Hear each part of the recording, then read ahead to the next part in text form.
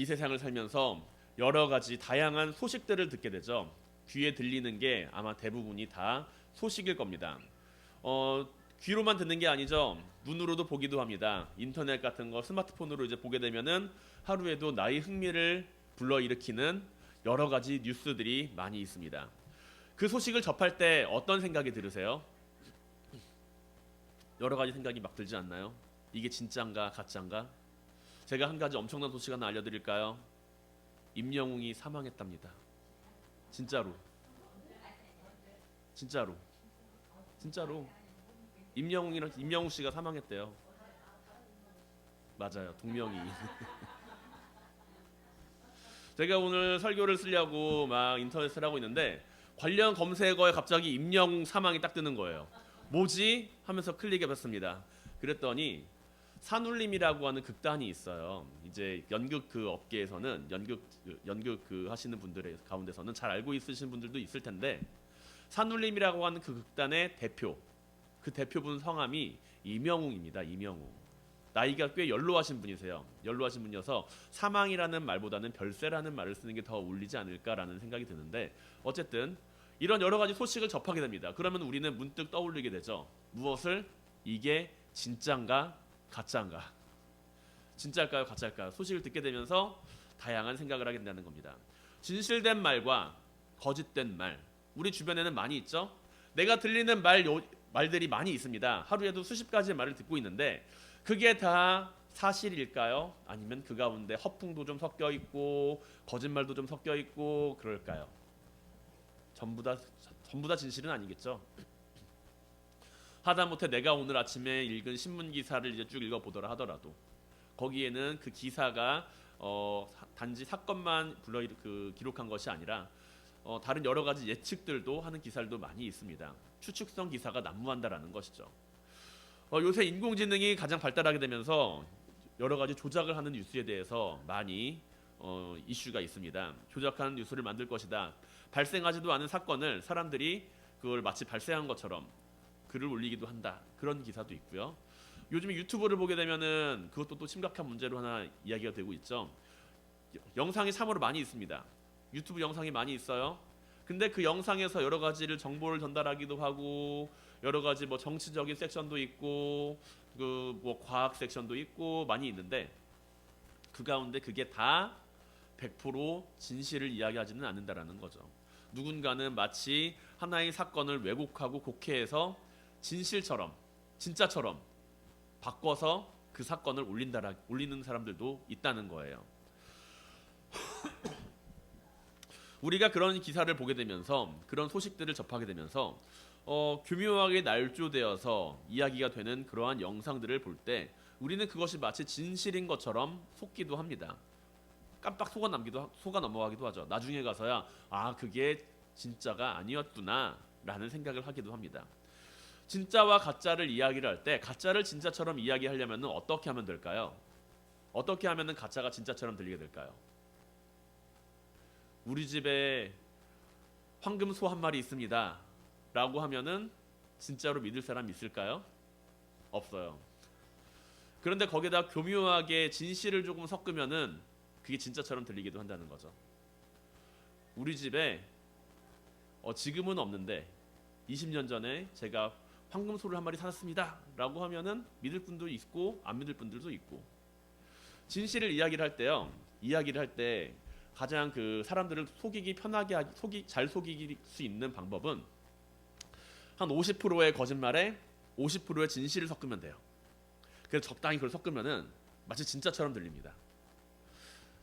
그렇다고 거짓말을 하시라는 건 아니고요. 거짓말하는 방법을 알려드리는 건 아니고요. 그런데 우리가 이야기를 할 때 대부분의 경우 우리는 내가 가지고 있는 것을 대해서 담백하게 100% 완벽하게 진실만은 이야기하지는 않는다는 거예요.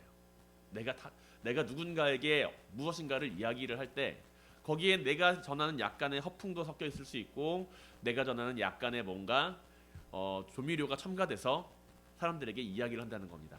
그래서 소문이라는 게 있잖아요. 여기서 막 이렇게 시작이 돼요.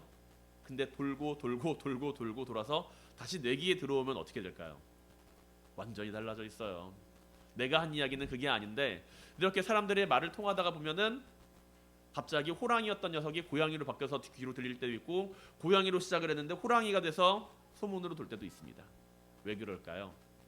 사람들은 자기가 하는 말에 대해서 내가 하는 말을 상대방이 들어주기를 원하는 마음도 있고 내가 하는 말이 진실되다라는 것을 증명하기 위해서 여러 가지 조미료를 각장 조미료를 첨가해서 그것을 더욱 잘 설명하려고 애쓰기 때문이라는 겁니다. 주님께서 자신을 드러내시는 가운데 우리는 많은 것들을 마주하게 됩니다. 그것을 전하는 사람들의 이야기, 그 이야기를 믿는 사람, 믿지 않는 사람, 그저 주변에 머무는 사람들, 이러한 5만 가지의 사람들이 주님에 대한 이야기를 하죠. 예수 그리스도에 대한 이야기를 합니다. 그러나 그것들조차도 완벽하게 주님을 설명했다라고는 이야기하기는 조금 어려울 거예요. 그런데 우리는 지금 주님을 믿는다고 이야기를 하죠. 주님을 믿는다. 나는 주님의 무엇을 믿고 있습니까? 그들이 하는 말만 듣고서 그들이 하는 이야기, 그들이 나에게 전해준 예수 그리스도에 대한 이야기, 그런 이야기만 듣고서 내가 주님을 믿게 된다라고 한다면 우리는 내가 믿는 주님에 대한 이미지를 그들을 통해서 투영하게 된다는 거예요.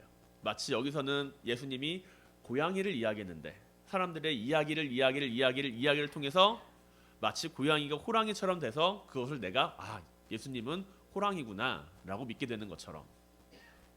그렇다면 우리는 어떻게 예수님에 대해서 믿음을 가져야 할까요? 우리는 주님을 만나야죠. 주님을 만나고 그분의 음성을 들어야 주님이 이런 분이구나 라는 것을 알게 된다라는 겁니다. 우리는 주님께서 오늘 본문 가운데 다음과 같이 말씀하시는 것을 볼 수가 있습니다. 26절의 말씀이죠. 예수께서 대답하시되 너희에게 말하였으되 믿지 아니하는도다. 내가 내 아버지의 이름으로 행하는 일들이 나를 증거하는 것이거늘 이라는 말씀입니다. 주님께서는 이미 듣는 이들에게 그 말씀을 지금 듣고 있는 이들에게 여러 차례 주님이 누구이신지를 이야기를 했어요. 뭐라고 이야기를 하셨죠? 양의 문으로서 그리고 선한 목자로서 나에게 오는 양들을 내가 지키고 그들을 먹이고 그리고 키우고 그들의 이름도 다 알고 그렇게 이야기합니다. 근데 사람들은 그 말을 듣고서도 주님을 믿지 않아요. 주님께서는 이들의 완고함을 책망하면서 더 이상 어떠한 말씀도 할 필요가 없다는 식으로 오늘 말씀을 하십니다. 유대 지도자들은 예수가 누구인지에 대해서 관심을 가지고 있지 않았기 때문이었죠. 이들의 목적은 뭐였을까요? 예수님에게 당신은 누구입니까? 라고 묻는 사람들의 목적은 예수님이 누구인지에 대해서 알아가는 것도 있겠지만 그것보다는 예수라는 존재에 대해서 우리가 이 사람을 어떻게 제거할 수 있을까라는 것을 늘 고민하던 사람들이었습니다. 이들의 목적은 오직 예수를 제거하는 것에만 관심을 가지고 있었고 그들의 마음은 닫혀 있어요. 그래서 마음을 닫고 귀를 막은 사람들에게는 어떠한 말을 해도 그들을 이해시킬 수가 없다라는 거죠. 소귀의 경읽기라고 하는 말이 있는 것은 다른 이야기가 아닙니다. 아무리 내가 이야기를 해도 그 말을 알아듣지 못하는 사람들, 그런 사람들을 향하여서 우리는 소귀의 경읽기라고 이야기를 하죠. 내가 아무리 이야기를 해도 아무리 말을 해도 그 사람이 알아듣지를 않아요. 알아듣지 않는다는 건 다른 게 아닙니다. 내가 한 말로 인해서 그 사람이 변화를 가지지 않는 것, 그것을 이야기를 해요. 내가 여기에다가 이야기를 합니다. 너 그렇게 살면 안 돼. 너 그렇게 하면 안 돼. 너 그렇게 행동하지 마. 그렇게 이야기를 해도 듣지를 않아요. 이것 좀 해, 저것 좀 해. 좀 도와줄 수 있니? 그래서 알겠어요. 그렇게 이야기를 하고는 아무런 변화가 없습니다. 아무런 변화가 없다는 것은 그 사람이 듣기는 들었어도 그것을 수용할 마음이 없다라는 것이죠. 주님께서는 바리새인들에게 이야기를 합니다. 내가 누구인지에 대해서 이야기를 하지만 바리새인들에게는 그것을 수용할 마음이 없다라는 거예요. 이들에게 필요한 건 뭘까요? 진리를 듣고서도 진리를 믿지 못하는 모습 안에서 필요한 것은 설득이 아니라 마음을 열어가는 일입니다. 진리를 선포하는 일이 있어서 우리는 저 사람들이 진리를 듣게 되면, 예수 그리스도에 대한 말씀을 듣게 되면 그 사람들은 변하게 될 거야, 이렇게 생각을 할 때가 많이 있잖아요. 예수 그리스도의 그 진리의 말씀을 듣게 되면 저 사람들은 변하게 될 거야, 그렇게 생각을 많이 하잖아요. 그런데 성경을 보게 되면 주님의 말씀을 들은 사람들도 그렇게 변하지를 않았어요.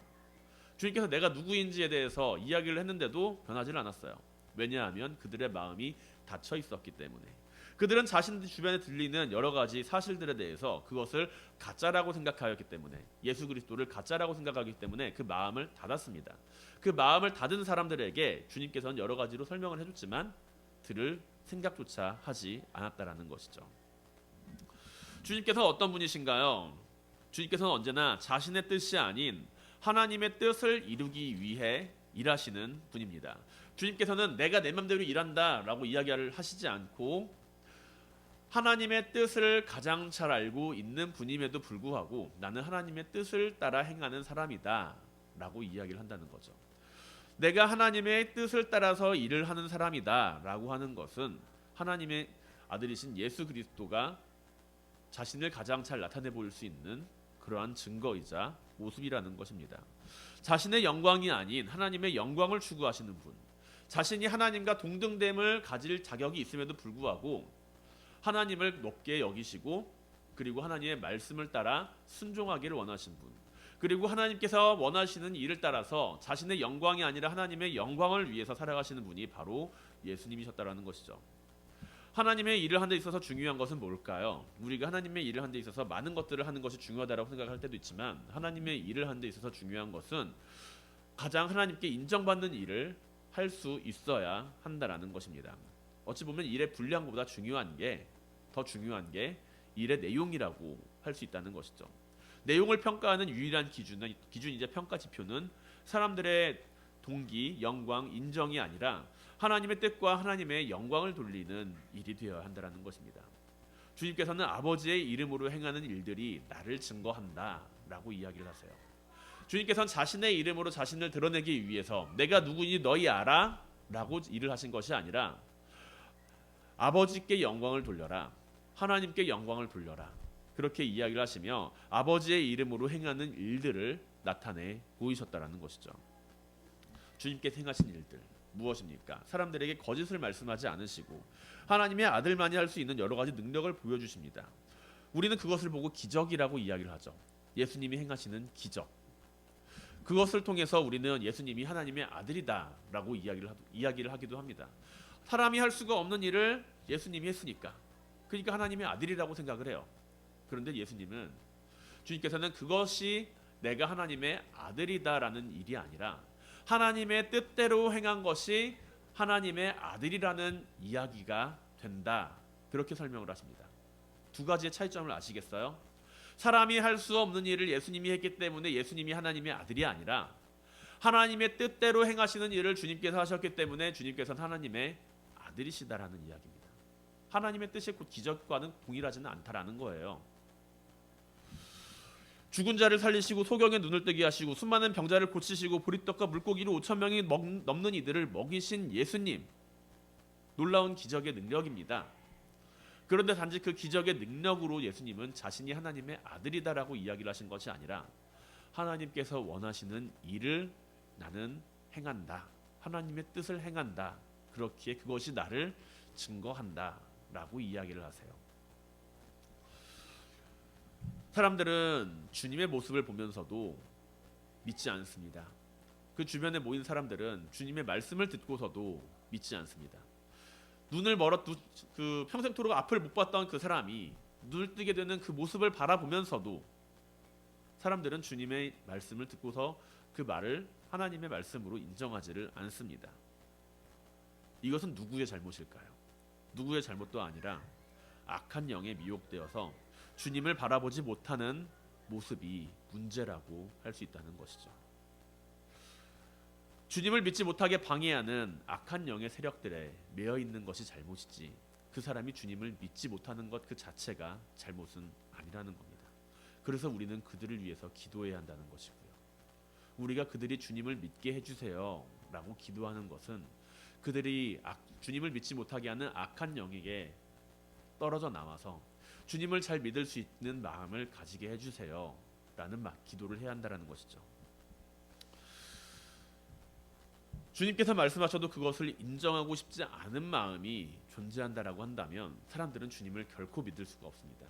주님께서 다시 재림하셔가지고 하늘에서 불마차 불병거를 타고 내려오셔도 저 사람은 주님이 아니야 라고 그 마음을 닫은 사람들은 결코 그 마음을 열 수가 없다라는 것이죠. 여러 가지 증거가 사람들을 설득하는 걸까요? 여러 가지 기적이 사람들을 설득하는 걸까요? 내가 사람들이 하지 못하는 놀라운 일을 해낼 수 있다라면 그것으로 우리는 사람들을 설득할 수가 있을까요? 재판장에서 판사가 판결을 내릴 때 우리는 최소한 3번의 항소를 할 수 있음을 알고 있습니다. 한 번으로 이제 판결이 나면 억울하잖아요. 한 번으로 모든 게 다 끝나면 억울하니까 대한민국에서는 매우 자비롭게도 3심 제도라는 것을 선택을 해서 첫 번째 너 이렇게 해. 아니에요. 전 잘못 없습니다. 다시 두 번째 또 재심을 청구합니다. 그렇게 해서 3번까지 총할 수가 있어요. 그런데 말이죠. 첫 번째 판결에서 이제 여러 가지 증거들이 막 나옵니다. 막 나와요. 빼도 박도 못하는 그런 증거가 나옵니다. 그런데 사람들은 그것을 보고서도 자신의 잘못을 깨닫고 포기할까요? 아마 포기하는 사람 많지 않을걸요. 한 판 더 하겠습니다. 한 판 더 해요. 그렇다고 또 포기하고 인정을 할까요? 인정하지 않는 사람들도 분명히 나올 겁니다. 3번째까지 가서도 인정하지 않는 사람들도 있을 겁니다. 아무리 증거를 내밀어도 자신의 죄를 인정하지 않는 사람들은 자신의 잘못을 인정하지 않는다는 거예요. 그들이 자신의 잘못을 인정하지 않는다는 것은 그것에 대한 마음이 닫혀 있기 때문입니다. 그 마음이 닫혀 있다라는 것은 나는 잘못이 없어, 나는 의로운 사람이야 라는 것을 생각하고 있기 때문이죠. 우리가 주님 앞에서 이러한 모습을 가지고 있을 때가 많다는 겁니다. 주님을 믿지 않는 사람들은 아무리 많은 증거를 제시를 한다 하더라도 그들은 그것에 대해서 논쟁하기를 원하고 논파하기를 원할 뿐이지 왜 예수를 믿어야 하는지, 왜 그렇게 예수에 대해서 사람들이 이야기를 하는지, 자신이 틀렸다는 것에 대해서 인정하려 하지 않을 거예요. 악한 영의 세력들은 이것을 이용해서 주님을 믿지 못하게 이야기를 합니다. 너가 오라. 너가 맞아. 넌 틀리지 않았어. 예수님을 믿는 것은 옳지 않은 일이야. 충분히 의심할 수 있잖아. 의심해. 그리고 예수를 믿지 마. 너가 생각하는 것들이 다 맞아. 그러한 마음을 가지고 마음을 닫게 되면 결국에는 아무것도 들을 준비가 되어 있지 않다라는 거예요. 끊임없이 속삭이는 너는 정당하다. 그것에 빠져서 우리는 주님을 믿지 않게 된다라는 이야기입니다. 이 모습이 바로 유대인 종교 지도자들의 모습이라는 것이죠. 오늘 본문에서 등장하는 유대인 종교 지도자들의 모습. 그들은 주님께서 보여주신 수많은 증거들과 수많은 사실들과 수많은 말씀들이 있었음에도 불구하고 그들은 악한 영에 사로잡혀서 주님을 믿지 않습니다. 그들의 모습 가운데서도 동일하게 나타나게 된다는 것이죠. 그들은 하나님이 주신 그 율법, 하나님이 모세를 통해서 주신 그 율법을 대신해서 자신들이 만든 종교 규례를 기준으로 주님을 판단합니다. 하나님은 모세에게 율법을 줬어요. 그리고 이 율법을 잘 지키면서 너희가 거룩한 백성으로 살아가라 라고 이야기를 합니다. 사람들은 생각해요. 어떻게 하면 저 율법을 잘 지킬 수 있을까? 어떻게 하는 것이 거룩한 삶을 살아가는 것일까? 뭐 나쁘지 않습니다. 그런데 거기에다가 대고 여러 가지 규례를 만듭니다. 규칙들을 만들어요. 이렇게 저렇게 다 만듭니다. 그래서 심지어 안식일에 병자를 고치는 모습조차도 그것은 하나님이 원하시는 일이 아니다. 거룩한 행동이 아니다 라고 이야기를 하게 된다는 것이죠. 하나님께서는 안식일을 거룩하게 지키라고 이야기를 하셨습니다. 안식일에 병자를 고치지 말라고 이야기를 하신 게 아니에요.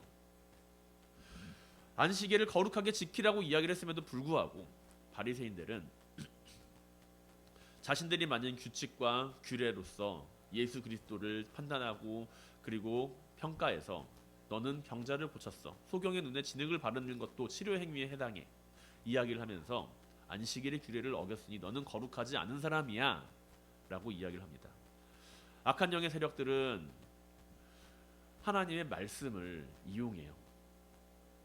하나님을 의심하게 하고 너는 끊임없이 정당하다라고 이야기를 하면서 하나님의 말씀을 통해서 사람들을 하나님에게서 멀어지게 만듭니다. 그들은 하나님께서 사람에게 주신 그 말씀을 통해서 사람들을 미혹하게 만든다라는 것이죠.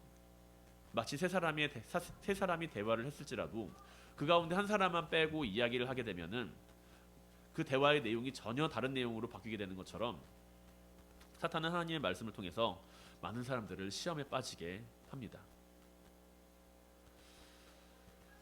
주님께서도 40일 동안 광야에서 금식하실 때, 40일 동안 광야에서 금식하면서 기도하실 때, 사탄은 그를 찾아와서, 주님을 찾아와서 하나님의 말씀을 통해서 주님을 시험합니다. 주님조차도 하나님의 말씀을 통해 시험을 당하시는데 우리는 어떨까요? 악한 영의 세력들은 우리를 향하여서 늘 말씀을 통해서 시험을 하고 유혹하고 우리를 미혹하게 할지도 모릅니다. 하나님이 그랬는데 왜 안 이루어 주세요? 하나님이 그랬잖아요. 하나님의 말씀 가운데 이렇게 써 있잖아요. 하나님께서는 이렇게 이야기를 하셨잖아요. 그런데 왜 안 이루어 주세요?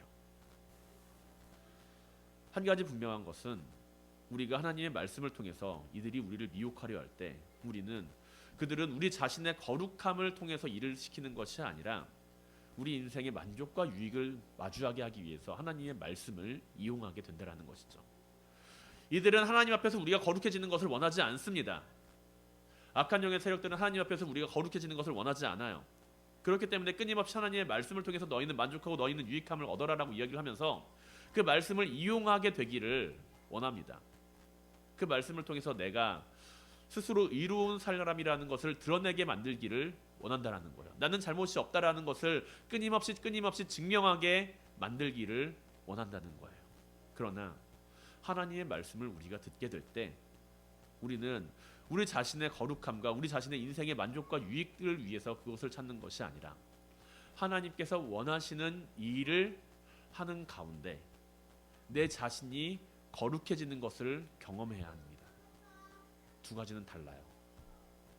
하나님의 말씀을 따라서 살아가는 가운데 내가 그 말씀을 이용을 해서 내 자신을 거룩하게 되는 것과 하나님의 말씀을 따라 살아가는 가운데 하나님의 뜻대로 살아가는 가운데 내 자신이 거룩해짐을 경험하는 것과는 다른 모습입니다. 하나님께서는 이야기를 하셨죠. 이스라엘 백성들에게 이야기를 합니다. 내가 거룩하니 너희도 거룩하라라고요. 너희는 스스로 거룩해지는 것이 아니라 내가 거룩한 그 거룩함을 본받아서 너희도 너희의 거룩함을 이루어 가라라는 것입니다. 우리가 주님의 말씀을 듣게 될 때 우리는 무엇을 듣고 있나요? 우리가 주님의 음성을 듣는다라고 이야기를 할 때 우리는 무엇을 듣고 있습니까?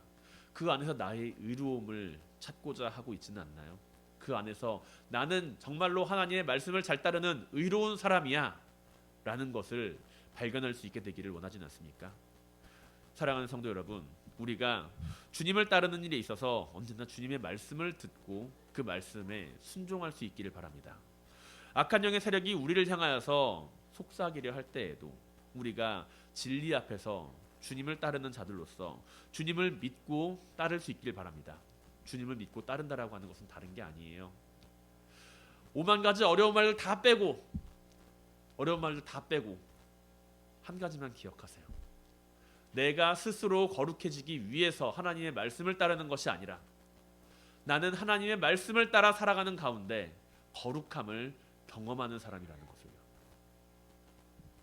언제나 우리가 주님을 따라갈 수 있길 바랍니다. 우리의 목자이자 우리의 인도자가 되시는 주님을 따라 살아가며 우리가 양으로서 주님의 말씀을 듣고 순종할 수 있길 바랍니다. 언제나 주님을 따르는 모든 성도님들이, 언제나 주님의 음성을 들을 수 있는 모든 성도님들이 되시기를 주님의 이름으로 간절히 축원드립니다. 양들은 목자와 관계가 있어요. 양과 목자는 관계가 있습니다. 양은 누구죠? 목자는 누구고요? 양과 목자의 관계는 그냥 단순한 목동과 그 양치기의 관계가 아니라 신뢰 관계가 형성이 되어 있다라는 거예요. 이게 무슨 말인고 하니 잘 생각해 보세요. 우리가 주님의 말씀을 잘 들을 때 어떻게 나는 그 음성을 듣고 있나? 주님을 신뢰하면서 그 음성을 듣고 있는가? 아니면은 다른 방식으로 주님의 음성을 듣고 있는가?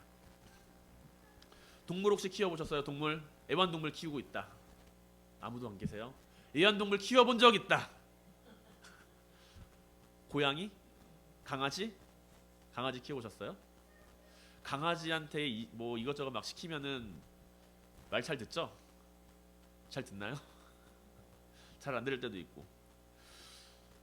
동물을 키울 때 뭐 시골에서 소를 키우고 말도 키우고 양도 키우고 뭐 강아지도 키우고 많이 키웁니다. 시골에서는 많이 키우죠. 그런데 동물을 키울 때 키우는 방법은 다 달라요. 5만 가지 다 다릅니다. 말 키우는 방법 다르고 강아지 키우는 방법 다르고 고양이 키우는 방법 다 달라요. 그런데 한 가지는 동일해요. 이 동물과 내가 교감하면서 그 동물을 키운다는 거. 강아지를 키우는 일과 말을 키우는 일은 다르지만 소를 키우는 거랑 양을 키우는 것은 다르지만 그러나 우리가 동물이라는 것을 키울 때에는 애정을 가지고 키운다는 겁니다. 뭐 이제 그 대량 그 고기를 얻기 위해서 대량으로 키우는 그런 양돈장이나 그런 것을 좀 제외하고서 우리가 이제 애완동물을 키우거나 아니면 내가 그것을 통해서 여러 가지를 내가 함께하는 그런 상황 가운데 마치 양과 목자의 관계처럼 목자가 양들과 함께 어우러지면서 그들을 키우고자 할 때 그 가운데서는 하나의 신뢰 관계가 형성이 된다는 것이죠. 사람과 이제 동물 사이에서 이루어지는 그 신뢰 관계에서 잘 그게 형성이 되면은 동물은 훈련을 잘 따라오고 그리고 훈련을 통해서 이제 여러 가지 일들을 해나가는 것을 볼 수가 있습니다. 단지 그냥 막 채찍으로 때리고 그리고 막 이제 힘들게 키우는 그 강아지가 훈련을 잘 따라오는 게 아니라 채찍과 당근을 적절하게 잘 써가면서 강아지를 잘 교육시키는 게 그 강아지가 훈련을 잘 받도록 만들고 멋진 강아지로 크는 그런 모습이라고 할 수가 있죠. 단순히 그냥 밥만 잘 주는 것도 아니고 채찍만 막 때리는 것도 아니라 두 가지가 잘 형성이 되면서 주인과 강아지의 관계가 잘 형성이 되는 것, 그 관계가 잘 형성이 되는 것, 그것을 통해서 강아지는 주인을 향해 충성을 다합니다. 그것이 사람과 동물의 관계에 있어서 이루어지는 신뢰의 모습이죠. 잘 훈련된 동물은 주인을 위해 충성을 바치고 본능에도 휘둘리지 않습니다. 그렇다면 사람과 사람은 어떨까요?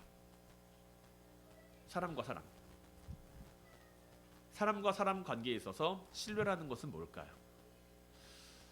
내가 상대방에게 신뢰를 주는 것, 그리고 상대방이 나를 신뢰하는 것, 그러한 모습은 어떻게 이루어질까요? 그 사람을 잘 훈련시키면 됩니까? 잘 훈련시키면 그 사람이 나를 신뢰해요? 아니면 그 사람한테 막 이것저것 막 갖다 주면은 막 신뢰합니까 나를? 아니겠죠. 사람 사이의 신뢰는 우리는 얻어낸다고 이야기를 해요.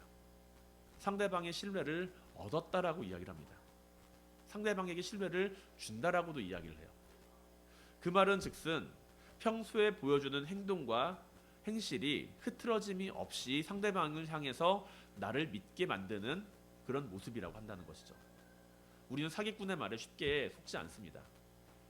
그 사람이 처음부터 끝까지 같은 말만 계속하면서 나에게 늘상 잘 보여주는 행동으로 말미암아 우리는 속게 된다는 것이죠. 처음부터 이제 사기꾼처럼 생긴 사람이 등장을 해가지고 이야기를 하면 우리는 그 말을 듣지 않아요. 그런데 사람들을 사기치는 사람들의 얼굴을 보게 되면은 다들 번듯하게 생겼습니다. 사람들에게 신뢰를 잘 주는 얼굴처럼 생겼어요. 그리고 하루아침에 그들에게 사기를 치는 것이 아니라 그 사람과 긴 관계를 통해서 하나의 그 신뢰 관계를 형성한 다음에 한 방에 뒤통수를 빡 때리는 거죠. 매일 아침 7시에 일어나는 사람이 있다라고 한다면 우리는 그 사람이 내일도 7시에 일어날 거라고 생각을 합니다. 마치 8시가 넘어도 안 일어나면 어떻게 될까요? 어떻게 된 거지? 이상하다. 무슨 일 있는 거 아니야? 이렇게 생각을 할 겁니다. 사람과 사람 사이의 신뢰는 하루아침에 이루어지지 않고 시간과 노력을 필요로 한다는 것이죠. 자, 그렇다면 하나님과 사람 사이에서 신뢰관계는 어떻게 형성이 될까요? 하나님과 사람들 사이에서 신뢰관계는 어떻게 형성이 된다고 생각을 하세요? 창조주와 피조물 사이에서 이루어지는 신뢰관계, 그 신뢰관계는 바로 구원으로 이루어집니다. 우리가 하나님을 믿는 이유, 다른 5만 가지 신들, 하나님이 아닌 다른 여러 가지 신들을 믿는 이유, 그것들은 다 죽음과 연관이 되어 있다는 거예요. 사람들이 죽음을 바라보게 될 때, 그리고 사후 세계를 염려하게 될 때 신을 믿게 된다는 것이죠.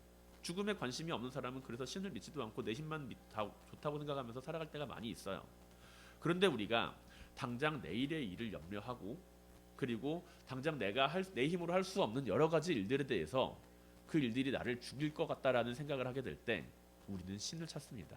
하나님을 찾아요. 인간이라면 누구나 다 자신의 생애에 대해서 질문을 가지고 있기 마련이며 이 질문에 대한 해답을 스스로는 찾을 수 없다는 것을 알고 있습니다. 그래서 수만 가지 신을 만들고 수만 가지 신들을 부정하기도 하면서 자신의 인생에 대한 해답을 찾고자 합니다. 그런데 2000년 전 이 땅 위에 오신 주님께서는, 하나님의 아들로 이 땅에 오신 주님께서는 자신이 누구인지에 대해서 사람들에게 나타내 보이셨어요. 오늘날에도 수많은 사람들이 예수는 누구인가에 대해서 논의를 합니다. 예수는 누구인가에 대해서 하나님의 아들이라는 것에 대해서 부정하는 사람들도 분명히 존재하고요. 그리고 예수는 하나님의 아들인 것을 믿는다라는 사람들도 분명히 존재합니다. 만약에 예수가 하나님의 아들이라고 한다면 그건 역사적인 사건이겠죠. 만약에 예수가 하나님의 아들이 아니라고 한다면 그는 정말 희대의 사기꾼이라고밖에 말할 수가 없습니다. 2000년 동안 얼마나 많은 사람들을 속였을까요? 만약에 하나님이 아들이라고 한다면 하나님은 자신이 창조한 세계를 진정으로 사랑하시는 분이고, 예수가 하나님의 아들이라고 한다면 그는 진정으로 우리를 구원하시기 위해 오신 하나님의 아들입니다. 주님께서는 자신이 누구이신지에 대해서 분명히 말씀하셨어요. 우리가 진리를 바라보고서도 그것을 믿지 않으려 하거나 그것을 부정하려 하는 것은 그것을 믿지 않는 것이 아니라 인정하고 싶지 않을 뿐입니다. 마음이 닫혀있기 때문에, 우리의 마음이 닫혀있기 때문에 우리는 그 사실을 바라보면서도 예수를 믿지 않겠다라고 고집을 부리고 있는 사람들을 마주하게 된다는 것이죠. 주님께서는 자신을 믿는 사람들에게 확실하게 약속하셨습니다. 구원을 약속하셨습니다.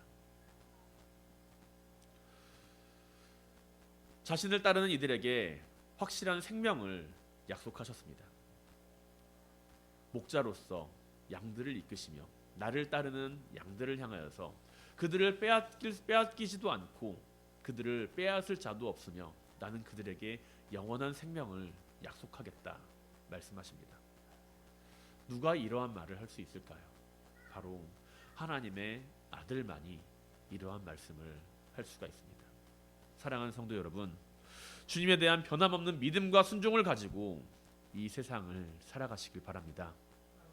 우리가 우리 스스로를 거룩하게 만들기 위하여서 주님을 믿고 따르는 것이 아니라 주님의 말씀을 듣고서 그 말씀을 따라 살아가는 가운데 내 자신이 거룩한 사람으로 되어가는 것을 경험하며 주님을 따르는 그 일로 말미암아 우리의 삶에 구원의 확신을 가지고 살아가시길 바랍니다.